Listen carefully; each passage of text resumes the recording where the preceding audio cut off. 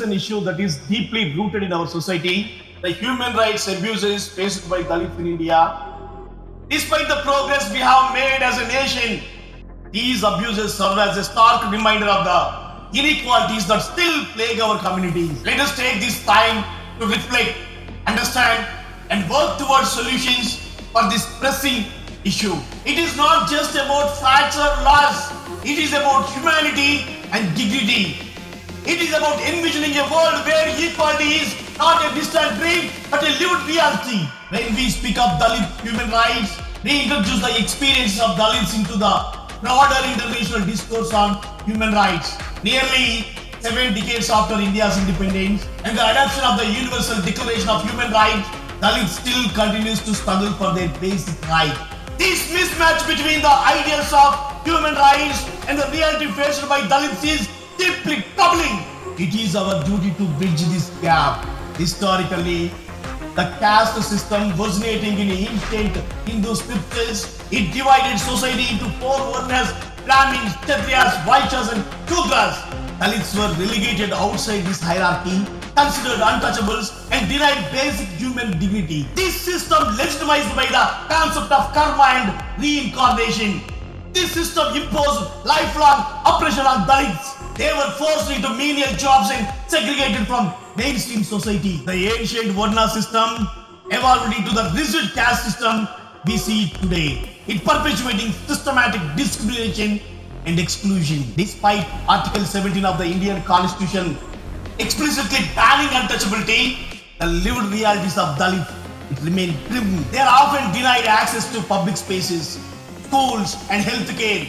Many are forced into degrading occupations, while those who resist face violence, social boycotts or economic retaliation. For instance, Dalits who demand higher wages or land rights, they are often met with brutal backlash from dominant caste groups. Entire Dalit communities have faced mass killings, gang rapes and arson simply for asserting their rights.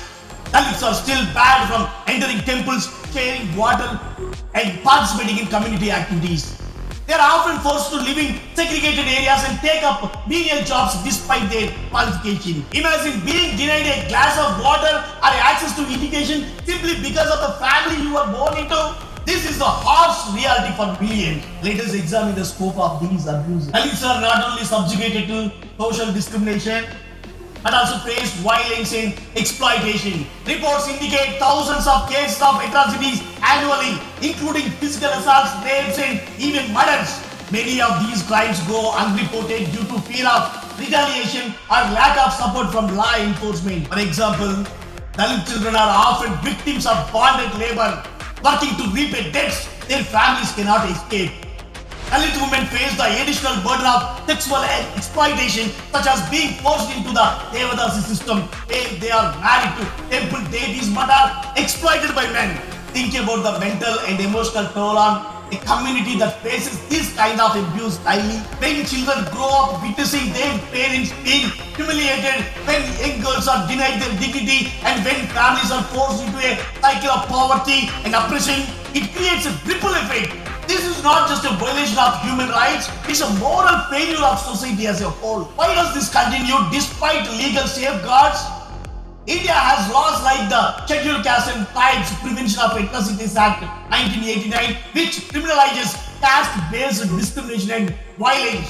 However, enforcement remains weak. Many local authorities fail to take action against perpetrators and legal process often favor the powerful. Additionally, societal attitudes perpetuate the cycle of discrimination. The question we must ask ourselves is, what more can we do to ensure justice and equality? Education and economic empowerment are crucial to breaking this cycle. While affirmative action programs reserve seats for Dalits in educational institutions and government jobs, these measures alone are not enough. In the private sector, Dalits still face discrimination, struggling to secure opportunities despite their qualifications. The deeply ingrained biases in our society prevent Dalits from truly breaking free from their historical disadvantages. It is heartbreaking to see educated Dalits denied jobs or promotions simply because of their caste.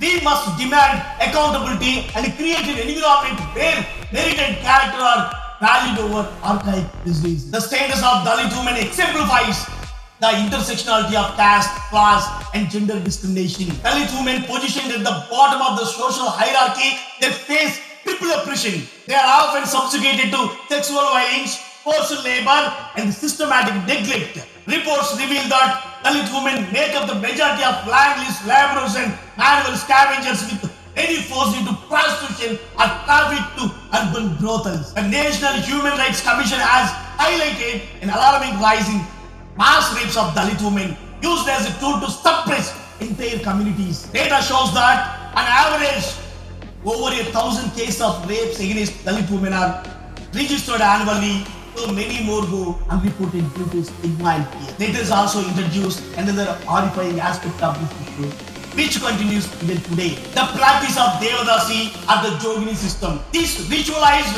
religiously sanctioned form of prostitution forces Dalit girls, often between the ages of 13, to dictate themselves to temple deities. This ritualized, religiously sanctioned form of prostitution forces Dalit girls, often between the ages of 6 to 13, to dedicate themselves to temple deities. Under the pretense of divine servitude, these young girls are exploited as sex objects by priests, dominant caste village elders, and other men in the community. A 2003 field study in Andhra Pradesh found over 25,000 Joginis in just 12 districts, with almost 90% belonging to the Dalit community. Despite the enactment of laws like the Andhra Pradesh Devadasi Prohibition of Education Act 1988, the practice persists, often moving to private homes or smaller temples to evade detection. Loopholes in the law and the fear of social condemnation, they prevent victims from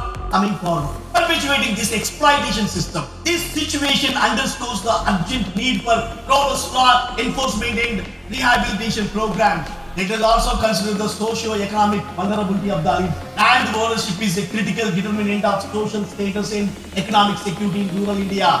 Most Dalits are landless, leaving them economically dependent on dominant caste landlords who exploit this dependency. Attempts by Dalits to claim land rights or authorized for better wages are often met with violence, perpetuating a cycle of poverty and oppression. A national sample survey report from 2011 to 2012, it revealed that over half of rural Dalit households rely on casual labor for income compared to just one third of other communities. Regular salaried employment is a reality for only 8% of Dalits, highlighting their economic instability. In urban areas, Dalits are similarly overrepresented in low-paying manual labor jobs, reflecting the enduring impact of caste-based restriction on property ownership and employment opportunity. India's legal framework, while robust on paper, it often fails to protect Dalits in practice. Corruption, systematic bias, and lack of accountability hinder justice. Police often fail to register cases of violence against Dalits and perpetrators frequently go. Internationally, caste-based discrimination is recognized as a human rights violation. Treaties like the Universal Declaration of Human Rights and the International Covenant of Civil and Political Rights emphasize equality and non-discrimination. Yet, India struggles to fulfill its obligations under these treaties. Reports from human rights organizations highlight the need for stronger action to protect Dalits and uphold their dignity. What can be done to address this injustice? Awareness is the first step. Many people remain unaware of the extent of Dalit oppression or consider it a thing of the past. Education and awareness campaigns can challenge stereotypes and foster inclusivity. Schools must teach the history and impact of caste discrimination to instill values of equality and empathy from a young age. Stronger enforcement of laws is essential. Fast-track courts should handle cases of caste-based violence to ensure timely justice. Police and judicial officers must receive training to address caste-related crimes efficiently and effectively. Civil society organizations, they should play a vital, critical role in bridging gaps between policy and implementation. Supporting these organizations through donations, volunteering, or advocacy can make a significant impact. Economic empowerment is another vital aspect. Dalits must have access to land, credit, and skill development programs. Job reservations in the private sector and support for Dalit entrepreneurs, it can help break the cycle of poverty. Additionally, representation matters. Increasing Dalit representation in politics, media, and academia, it can challenge biases and create role models for the community. Movements led by visionary leaders like Baba Sahib Ambedkar, they have historically driven significant change. We must continue to support and amplify such efforts to sustain their momentum. Change begins with introspection. Discrimination starts in our minds and manifests in our action. We must question our biases and work to treat everyone with respect and dignity. Equality is not just a legal principle, it is a moral obligation. The human rights abuses against Dalits are a stain on our collective conscience. They remind us that progress is hollow if it excludes the most marginalized. By standing in solidarity with Dalits, we can move closer to a society that truly values equality and justice. Let us pledge today to be part of this change, envisioning an India where every individual, regardless of caste, can live with dignity and hope. Education plays a transformative role. Schools should incorporate lessons on equality and human rights to instill these values from young age. History books should not shy away from discussing the dark realities of caste discrimination. By understanding our past, we can work towards a more equitable future.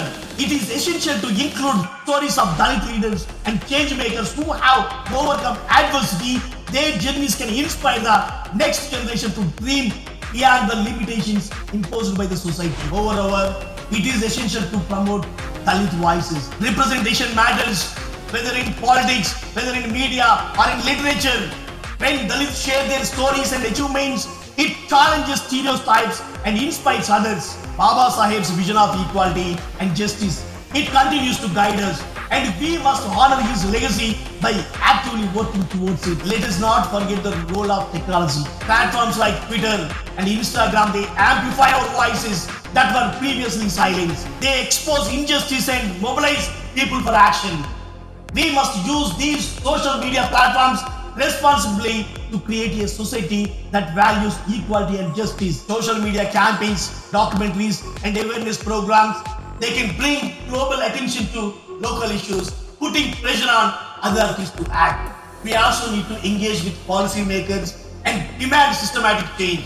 Policies that promote inclusivity in education, healthcare, and employment must be prioritized. Civil society organizations and NGOs should play a vital role in bridging gaps and providing resources to marginalized communities. Supporting these organizations through volunteering, donations, or advocacy, it can make a significant difference. Let us also consider the international perspective. Organizations like the United Nations, it recognizes caste-based discrimination as a human rights violation. Treaties such as the Universal Declaration of Human Rights and the International Covenant on Civil and Political Rights, it emphasizes equality and non-discrimination. Despite being a signatory to these treaties, we have a long way to go in fulfilling its international obligations to protect Dalit rights. How do we reconcile the gap between our commitments on paper and the reality on the ground? This is a challenge we must confront with honesty and determination. The human rights abuses of Dalits are a blot on our nation's conscience. While laws and policies are essential,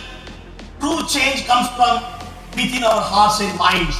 We must reject the prejudices that divide us and embrace the values of equality and humanity. Each of us has a role to play in this journey. By standing together, we can ensure that Dalits are no longer seen as a broken people, but as equals who contribute to the richness of our nation. Let us pledge today to be agents of change. Let us work towards a future where no one is judged by their caste, but celebrated for their character and contribution. Imagine an India where every individual, regardless of their background, has the opportunity to thrive. That is the India we must strive for.